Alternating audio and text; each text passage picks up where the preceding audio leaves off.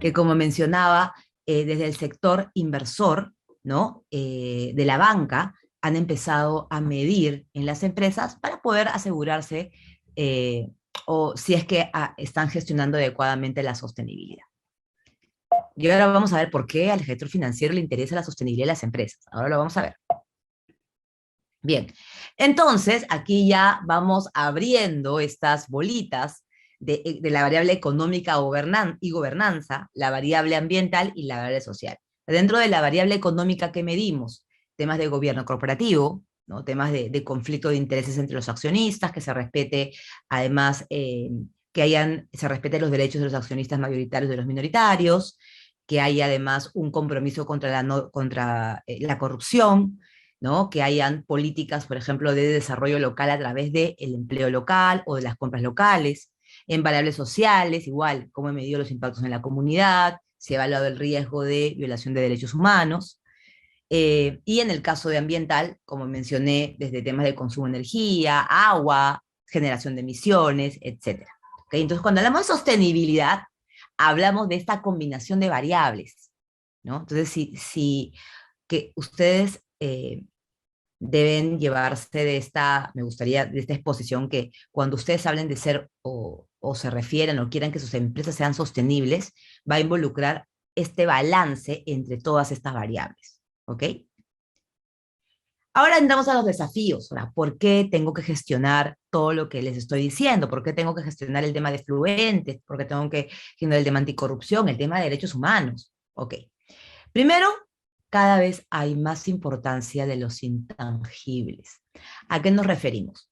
Miren, este es un estudio que ha hecho una consultora justamente de gestión de intangibles, de aquellos activos que no se pueden tocar, que ahora voy a explicarles qué es, que ha evaluado, ¿no? Desde el año 75, imagínense, el valor en el mercado de las 500 empresas más grandes de Estados Unidos, ¿ok? Y ha evaluado su valor en base al valor tangible o activos tangibles y activos intangibles. ¿Qué es un activo tangible? El activo tangible es que una empresa se mida en base a cuántas plantas físicas tiene, cuánto inventario tiene, cuánta maquinaria tiene, lo tangible, ¿no? Entonces, definitivamente el valor de una empresa se da por eso, ¿no? Oye, ¿cuántos terrenos tengo? ¿Cuánta maquinaria tengo? ¿Cuántos vehículos tengo? ¿Y cuánto inventario tengo? Lo puedo contar, yo puedo, ¿no? Saber el monto de cada terreno, puedo monetizar. Eso es un componente del valor de una empresa. Pero los intangibles es eso que no puedo tocar. ¿Y a qué nos referimos? Un activo intangible es el capital humano, el talento humano, la investigación y desarrollo, la marca, la reputación y lo que se llama en inglés el goodwill, que es el capital social.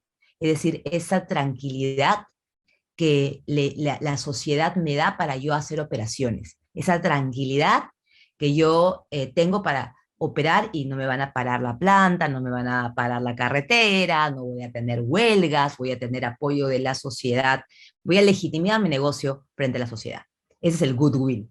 Entonces, los activos intangibles están compuestos por desde el talento, la investigación y desarrollo, la reputación y el goodwill, ¿no? Este capital social. Entonces, miren ustedes aquí, en el año 75, las 500 empresas más grandes de Estados Unidos, su valor estaba dado el 83% en sus tangibles. O sea, el valor de una empresa en el 75 estaba dado por la cantidad de maquinaria que tenía, el inventario que tenía, los edificios que tenía.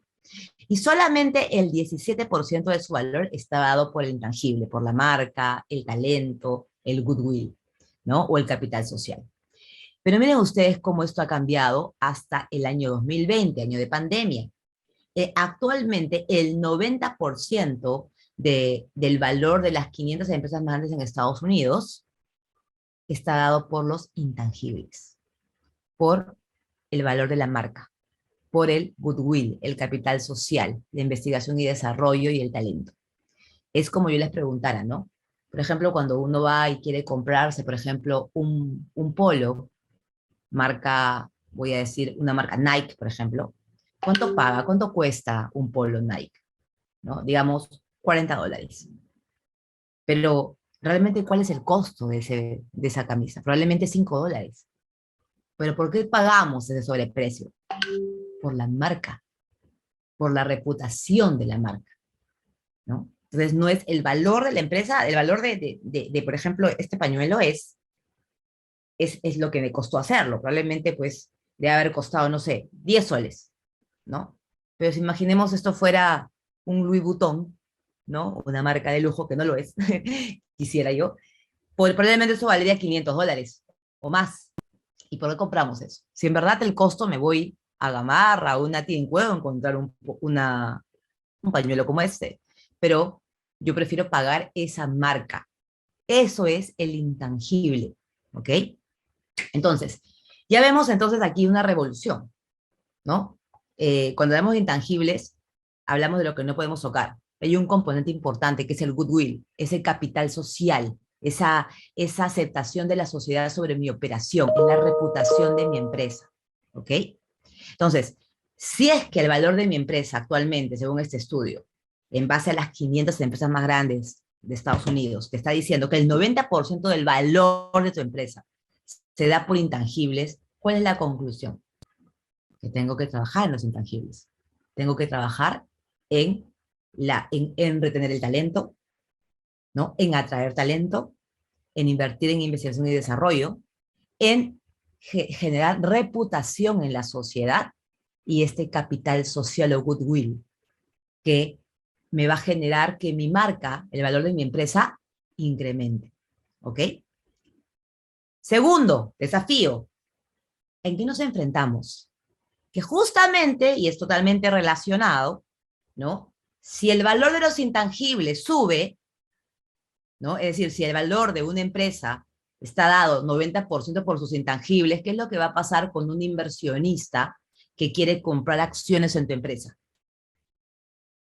Obviamente que te va a decir, bueno, dime cómo gestionas tus intangibles, ¿no? Y eso ha generado un incremento de lo que se denomina las inversiones sostenibles. ¿Qué cosa es una inversión sostenible? Se preguntarán ustedes. Bueno, una inversión sostenible es cuando imaginemos una FP, ¿no? Que ahorita no estamos están críticas ahora en nuestro país, pero una FP, un banco o una empresa de seguros, por ejemplo, alguien que conozcamos, RIMAC, por ejemplo, Pacífico Seguros, Prima FP o, que se, o Integra, ¿no? Ellos compran acciones de empresas, ¿ok?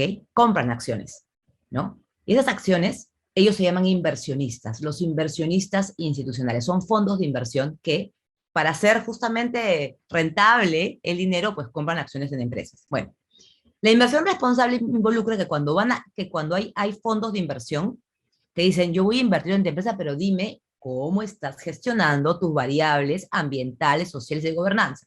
Yo te voy a evaluar. ¿Cómo te voy a evaluar? Es un checklist. Yo como, por ejemplo, Prima FP, si yo voy a comprar acciones en Minsur, por ejemplo, que es una minera peruana, te mando un checklist y tú me vas a tener que responder preguntas. ¿Cuántas emisiones emites? ¿Cómo gestionas el cambio climático? ¿Cómo gestionas o aseguras que no hay trabajo infantil en tu empresa? Etcétera, etcétera. Después de esa evaluación es que estos fondos de inversión deciden, ok, voy a poner dinero en esta empresa. Ya, ese grupo, ¿no? Que, por ejemplo, que nace en el 2006, esta iniciativa, que estamos hablando de 3.7 billones de dólares que se manejaban en el 2006, quiero que vean cómo se ha incrementado. Desde el 2006 al 2020, año pandémico, subió de 30 billones a 35 billones de dólares. ¿Ok? Es decir, cada vez hay más fondos que buscan empresas que gestionen adecuadamente las variables ASG. Y según Bloomberg, que es la plataforma financiera más importante del mundo, ha medido que en el 2021, nuevamente, año de pandemia también, subió a 37.8 billones. Es decir, la pandemia, en lugar de desacelerar esta preocupación por temas socioambientales, la incrementó. Hay más interés de los inversionistas en asegurarse que esas empresas donde invierten manejen adecuadamente variables ambientales, sociales y de gobernanza. Y esta misma plataforma ha calculado que para el 2025 este monto de inversión, o sea, en 4 años, casi va a llegar a 53 billones de dólares, fondos de inversión por 53 billones de dólares, que representará en el 2025 el tercio de todos los activos globales bajo gestión. ¿Qué quiere decir? Que para el 2025 el 33% de todos los fondos que se manejan a nivel mundial van a estar colocados en empresas que aseguren y demuestren una gestión en estas tres variables, ambientales, sociales y de gobernanza. ¿Ok? Y aquí podemos ver también otro dato que un poco apoya este análisis que les he mostrado, es que hay una iniciativa que se llama los Principios de Inversión Responsable, que es una organización justamente que abarca o agrupa a todos estos fondos de inversión que están interesados o se comprometen a invertir en empresas que gestionen adecuadamente variables ASG. Entonces, miren ustedes el número de signatarios, porque tú tienes que adherirte al PRI, Principles for Responsible Investment. En el 2021, año pandémico, se incrementaron los firmantes en 26% con respecto al 2020. 26%. Y miren la tendencia. Nunca, ni en año, ha ido incrementándose cada vez más el número de fondos de inversión que buscan asegurar que donde inviertan integre variables ASG. Muy bien, y aquí una mirada desde el punto de vista del inversionista, y efectivamente qué es lo que está buscando estos inversionistas a nivel mundial, y aquí les muestro un estudio de octubre del año pasado, de Pricewaterhouse, donde entrevista o encuesta a más de 300 inversionistas a nivel mundial y les pregunta, oye, ¿qué es lo que te interesa o qué tanto te interesa realmente que esa empresa en la que tú vas a invertir gestione estas variables ambientales, sociales y de gobernanza? En inglés es ESG, ¿ya? Porque es Environmental, Social and Governance. Entonces, de estos números que ustedes ven acá, me gustaría quedarme con este de acá. 79% de los inversionistas encuestados indican que los riesgos IE o los riesgos ASG son un factor decisivo de decisión de inversión. Miren ese número qué potente. El 79% de los inversionistas responden que las variables ASG son claves a la hora de decidir dónde invertir. ¿Ok? ¿Y qué es lo que le importa a los inversionistas que estas empresas gestionen? ¿No? Bueno, eso es importante también tenerlo en cuenta. ¿Qué es lo que más les preocupa a los inversionistas según este estudio de Pricewaterhouse? Miren ustedes, reducir las emisiones de alcance 1 y alcance 2, o sea, las emisiones generadas directamente por mi consumo de combustible, ¿no? Y también el consumo de energía eléctrica. ¿Okay? Es lo que busca la inversión es que tú le demuestres planes de reducir tus emisiones derivadas del consumo de combustible tuyo y del consumo de energía. ¿Correcto? Otro tema muy importante es la salud y seguridad. Tenemos que demostrarle a ese inversionista, nosotros, que estamos gestionando adecuadamente temas de seguridad y salud, temas de diversidad, equidad e inclusión, ¿no? ¿Cuántos hombres y mujeres hay por categoría profesional? ¿Cuántos en el directorio? ¿Cuántas personas con discapacidad? ¿Qué esfuerzos estoy haciendo para hacer un entorno laboral más inclusivo? Y el cuarto es gestionar derechos humanos en la cadena de proveedores. O sea, ya estamos mirando más allá, ¿no? Yo soy una empresa, digamos que agrícola, ¿ok? Soy una empresa agrícola, yo produzco arándanos y produzco espárragos. Si un inversionista quiere invertir en mí, me va a decir, ¿y tú cómo aseguras que tus proveedores no estén usando mano de obra infantil? Que tu proveedor no esté discriminando o que tu proveedor no tenga a sus trabajadores pagándoles sus beneficios sociales o bajo contrato laboral. Entonces, la preocupación va más allá de tu propio impacto, sino también de cómo tú aseguras que tu cadena de proveedores sea responsable también. ¿Ok? Y aquí ustedes dirán, bueno, Cecilia, pero tú me estás hablando de estudios internacionales, ¿no? ¿Y en el Perú qué pasa? Bueno, aquí les traigo, vamos a ver cómo la banca peruana, ¿no? En el Perú, ¿no? Porque no son todas peruanas, pero en el Perú ya está financiando proyectos de empresas peruanas que se han comprometido a cumplir indicadores de sostenibilidad, ¿no? El último, por ejemplo, ha sido este préstamo que se llama un préstamo sostenible, ¿no? Un préstamo alineado a la sostenibilidad que le ha dado Scotiabank a TASA, que es una de las pesqueras más grandes del Perú, donde lo compromete a darle el préstamo, evidentemente, pero bajo, bajo cumplimiento de ciertos indicadores de sostenibilidad, como disminuir sus emisiones, por ejemplo, o disminuir indicadores de cambio climático. También, por ejemplo, esto ha sido ahorita, miren, en abril, el mes pasado. Luego, miren, ahorita en julio del 2021, BBVA le dio a Cálida otro préstamo, le llaman también préstamo corporativo sostenible, ¿no? Que fue el primer préstamo sostenible del sector energético peruano, donde también se le da un préstamo de 80 millones de dólares, pero bajo la premisa de cumplir KPIs o indicadores de desempeño en materia de sostenibilidad. ¿Y cuál es el beneficio? Que tengo menores tasas, pago menos intereses y tengo más tiempo para pagar el préstamo. Hay otros casos, como también este es un préstamo de 160 millones de dólares a Agrícola Cerro Prieto para ampliar sus operaciones, que ha sido el BBVA, que le ha dado este préstamo sostenible también a Cerro Prieto, acá en el Perú. Y ese es otro de los ultimitos también, chicos, ha pasado a Austral.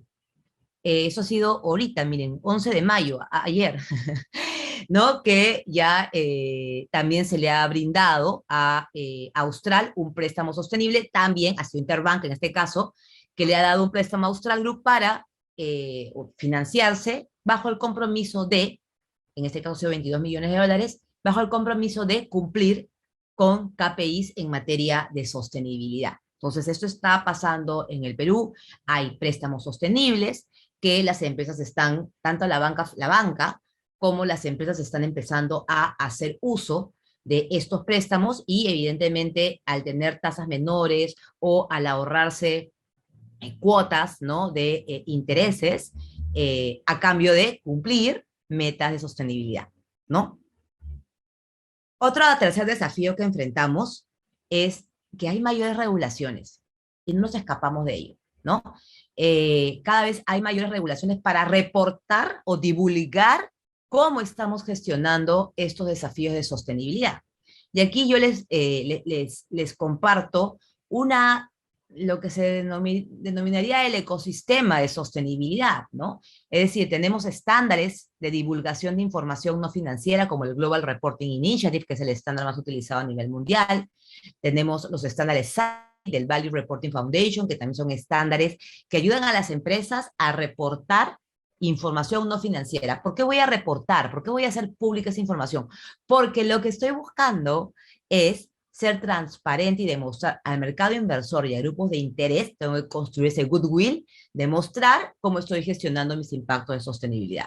Pero también tenemos marcos internacionales donde me dan, más que indicadores, me dan lo que le llaman principios, ¿no? Principios de cumplimiento de gestión en materia de cambio climático, en materia de derechos humanos. Tenemos, por ejemplo, los principios del Ecuador, ¿no? Que son unos principios que la banca nacional, por ejemplo, el BCP el Banco de Crédito del Perú está adherido a los principios del Ecuador, en el cual se compromete el Banco de Crédito que a aquellos préstamos que sean mayores de 10 millones de dólares tienen que brindarse bajo el escrutinio previo de las variables ASG en el cliente que le esté solicitando, ¿no? Esos son los principios del Ecuador, ¿ok?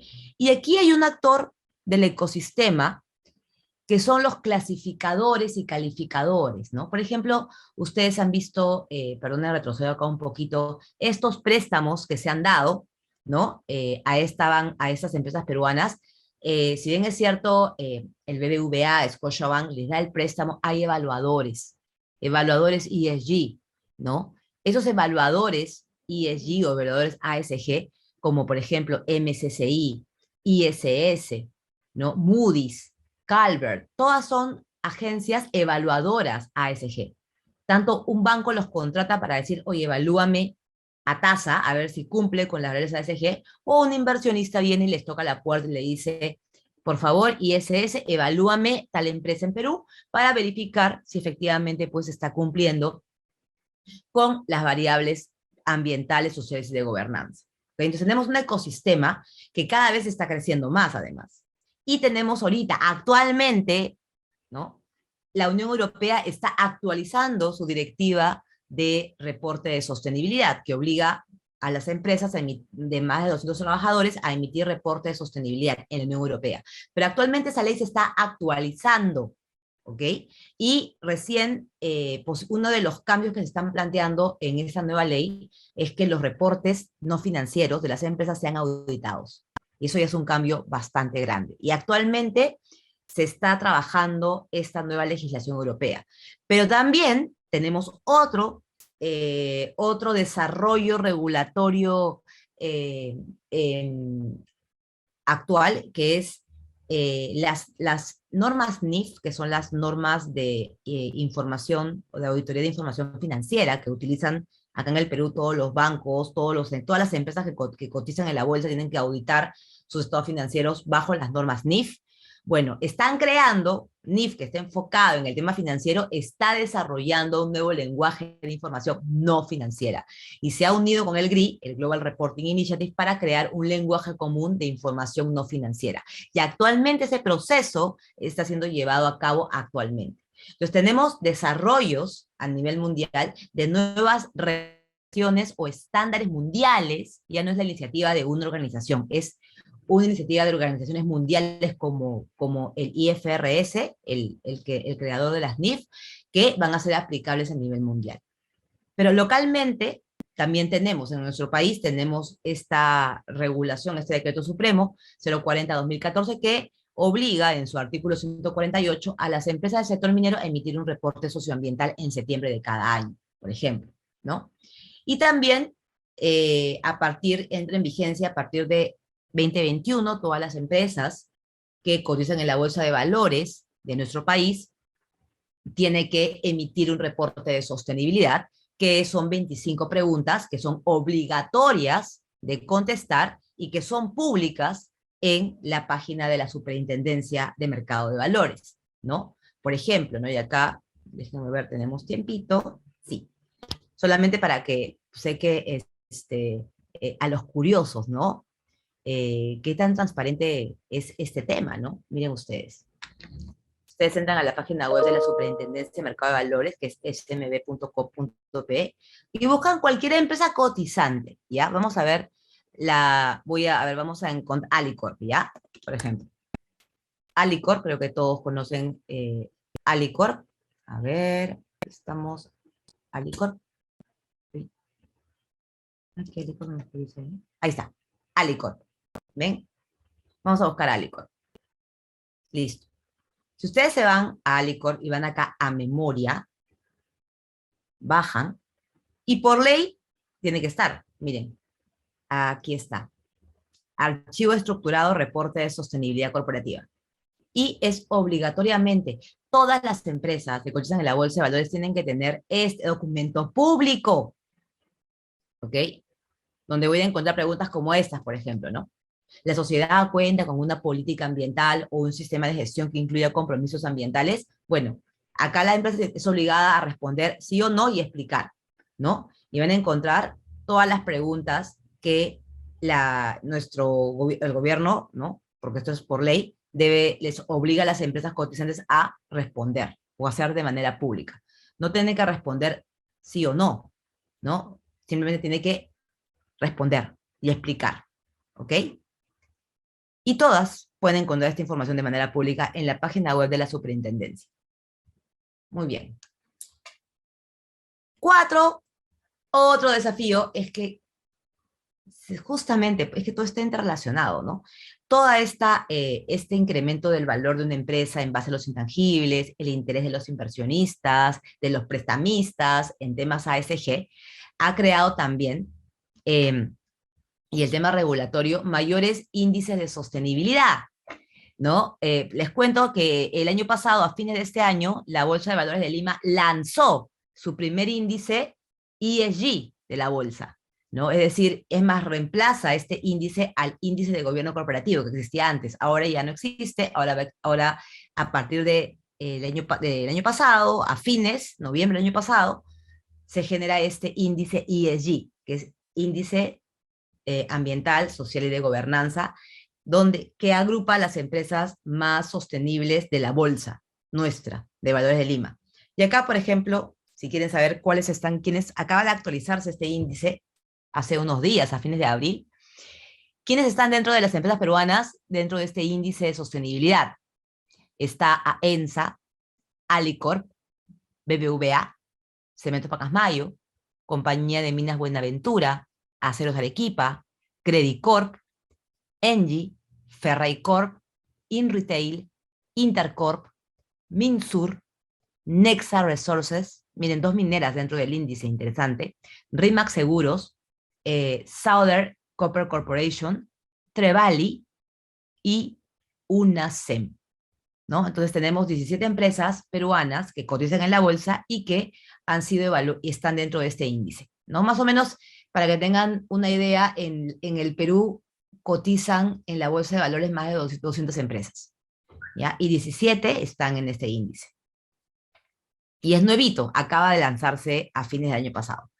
Y además, también, así como el índice de sostenibilidad de la Bolsa de Valores de Lima reemplazó al índice de gobierno corporativo, recién a fines del año pasado, lo mismo ha pasado en los rankings reputacionales. En el Perú existe Merco, que mide la reputación, tiene índices de talento y también tiene índices de responsabilidad social.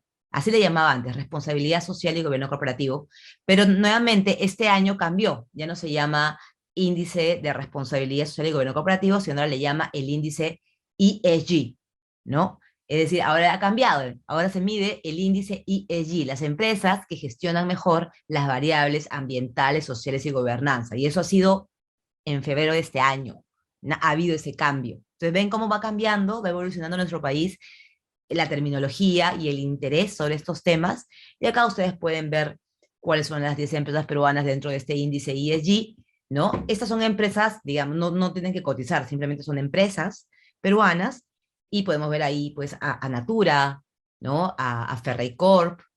Ferreycorp, para quienes no conocen, son los distribuidores de maquinaria pesada para minería, por ejemplo, para la agricultura. Bacus, Interbank, Banco de Crédito, Scotiabank, Nestlé, BBVA, Cálida, ¿no? El distribuidor de gas natural en Limicayao, y Alicorp, ¿no? Si alguien tiene más curiosidad, entra y busca Merco ESG Perú y van a encontrar la lista de las 100 empresas. Son 100 empresas que están categorizadas como más, digamos como que más sostenibles en el Perú, ¿ok? Y aquí simplemente comentarles que desde hace 5 años, empresas peruanas forman parte son invitadas a formar parte de un índice de sostenibilidad, que es el índice de sostenibilidad Dow Jones, que es un índice bursátil que mide la sostenibilidad de las empresas cotizantes a nivel mundial. Hay 9 índices a nivel mundial y uno de ellos es el MILA, porque es un índice de sostenibilidad del mercado integrado latinoamericano en el que forman parte empresas cotizantes tanto de Perú, de Colombia, de Chile y México.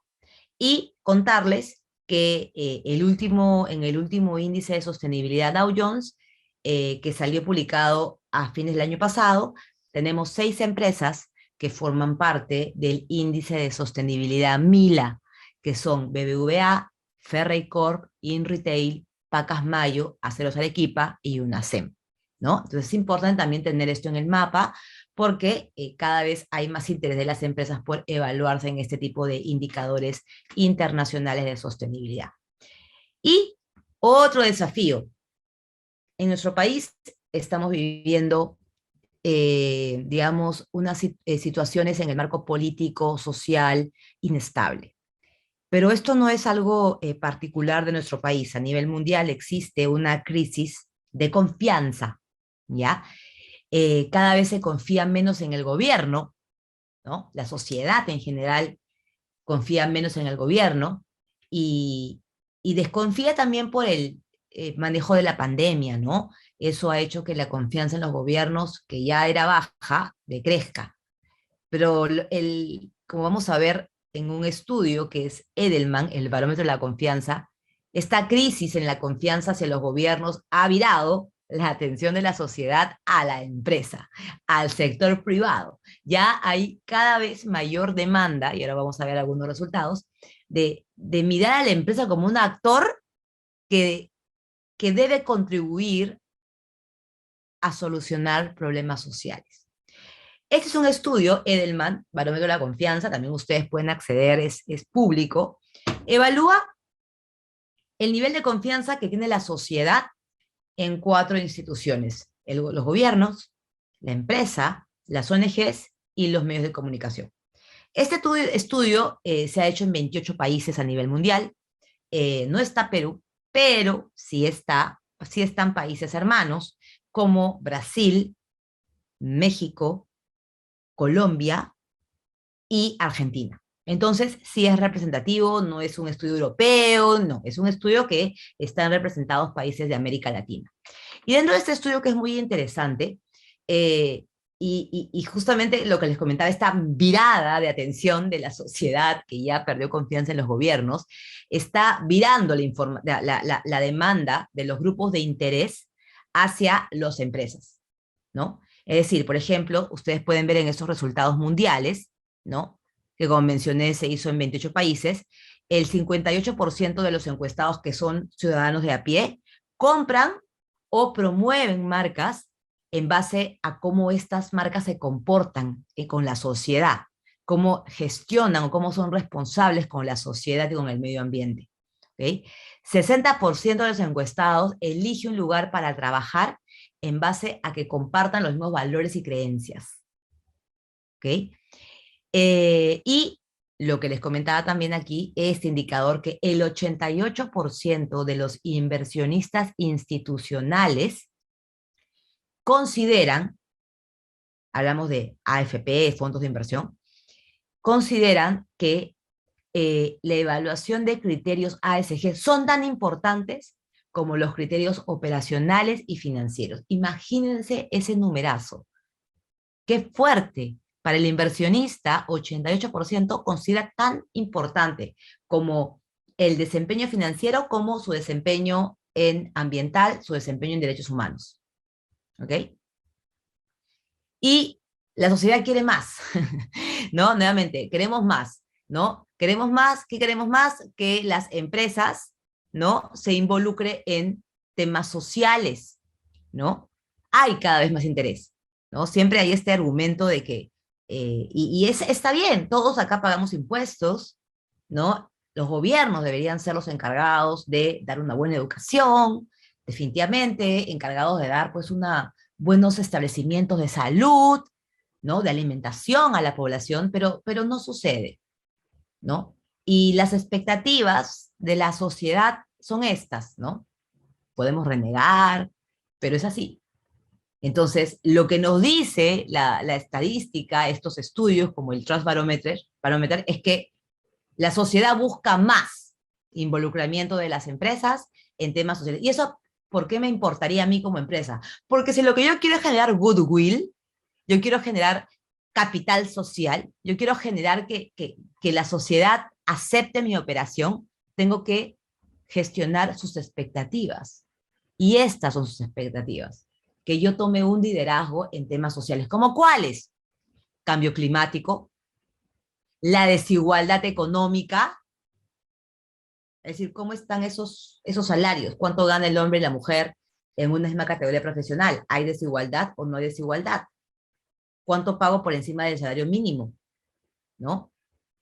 La capacitación del personal, cómo la empresa ayuda al acceso a la salud, cómo contribuye, ¿no?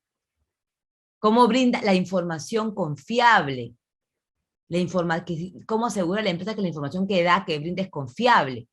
Y al mismo nivel, cómo la empresa se involucra en lidiar con la injusticia sistémica, ¿no? Países como el nuestro, por ejemplo, donde hay brechas de desigualdad gigantes, ¿qué está haciendo la empresa para solucionar? No solucionar, porque es imposible que una empresa lo haga, pero cómo contribuye a evitar que existan este tipo de injusticias, ¿no?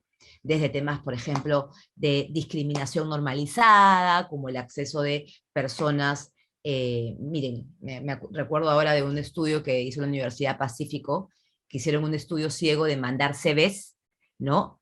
A diferentes puestos de trabajo y hablaba pues que las personas que tenían tez blanca tenían una más probabilidad de conseguir una entrevista, las personas con un apellido rimbombante también tenían más probabilidades de alguien que se apellidaba con un apellido más común. Entonces tenemos sesgos inconscientes discriminatorios y eso genera injusticia. ¿Ya? ¿Qué está haciendo la empresa? ¿No? Hay algunas prácticas, ¿no? Que le llaman los CV ciegos, ¿no? Para evitar los sesgos, que todos tenemos sesgos, las empresas eliminan de los CVs las fotos y eliminan el sexo y el nombre, para que los reclutadores, ¿no? Solamente vean las habilidades y la formación del postulante, y no sepan si es hombre, si es mujer, ni su edad, ni su apellido, ¿no? Eso le llaman los CV ciegos. Esa es una buena práctica para eliminar sesgos inconscientes. Y si yo lo implemento en mi empresa, pues eso significa que estoy contribuyendo a disminuir las injusticias, ¿ok? Y yo termino con esto, solamente un par de minutos, Alejandra, discúlpame, es, aquí una conclusión del estudio es que la gente quiere más liderazgo, no menos, de las empresas. Eso es lo que estamos buscando como sociedad a nivel mundial. Quizás es un tema coyuntural porque el gobierno nos ha decepcionado a nivel mundial en cómo se ha gestionado la pandemia y estamos mirando a la empresa y buscamos un rol, se está buscando un rol activo, ¿no? En solucionar, contribuir a la solución de problemas sociales. Y finalmente, y el último, con esto termino el sexto desafío, es la Agenda 2030 o los Objetivos de Desarrollo Sostenible, que son una agenda creada en el 2015 y aprobada por Naciones Unidas, donde se compromete a los 169, todos los países miembros de Naciones Unidas a cumplir con 17 objetivos de desarrollo sostenible y 169 metas. Pero por primera vez, estos objetivos de desarrollo sostenible, Naciones Unidas hace un llamado al sector privado para poder contribuir a esta Agenda 2030. ¿Por qué Agenda 2030? Porque se deben cumplir para el 2030. Estos 17 ODS están enfocados en cómo logramos, uno, el fin de la pobreza, hambre cero, salud y bienestar, educación de calidad, igualdad de género, agua limpia y saneamiento, energía asequible, trabajo decente, industria, innovación e infraestructura, reducción de desigualdades, ciudades y comunidades sostenibles, producción sostenible y responsable, acción por el clima, vía submarina, ecosistemas terrestres, paz, justicia, instituciones sólidas y alianzas para lograr los objetivos. Estos 17 ODS se convierten en este sexto desafío de las empresas para este año. Tenemos poco tiempo para llegar al 2030 y deberían ser integrados dentro de las estrategias de sostenibilidad de las empresas en el Perú y en el mundo. Y con esto finalizo. Muchísimas gracias.